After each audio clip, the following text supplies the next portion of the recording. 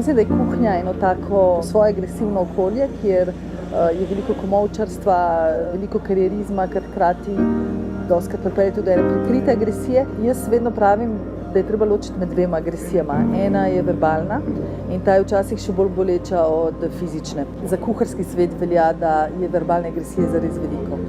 V moji kuhinji, ki vlada ženska, ki je tudi mamica 2 otrok, se resnično trudimo, da bi se verbalni in sploh telesni agresiji umakali.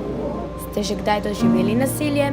Na vsak način je verbalnega nasilja v mojem življenju bila vedno zelo veliko, ker ne pozabiti, sem 20 let v kuhinji in živimo v okolju, hribovskem okolju, kjer smo ljudje mogoče malo bolj temperamentni in mislim, da sem na dnevni bazi bila priča nasilnim situacijam.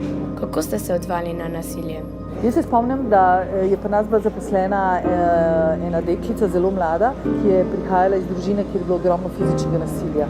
In nikoli ne bom pozabila, da sva se oba z možem izjemno sekirala in stalno nudila zatočišče doma in ona je rekla, ne morem domov, ker pač v bistvu je tam tudi mama in sestra in tako naprej. Ampak potem je bila ena noč, ki je bilo res toliko hudo, da je ona poklicala policijo. In jaz se spomnim, da sem potem osebno poklicala socialno službo, ker policija ni naredila nič. Zakaj je treba reči ne nasilju? Jaz mislim, da nasilje pripelje do še več nasilja. In nasilje nikakor ni odgovor k reševanju problemov. Jaz pravim, da v kuhinji kuhar vpije, dvigne glas, v nekaterih, recimo japonskih kuhinjah celo udari, takrat, ko je stisnjen v kot.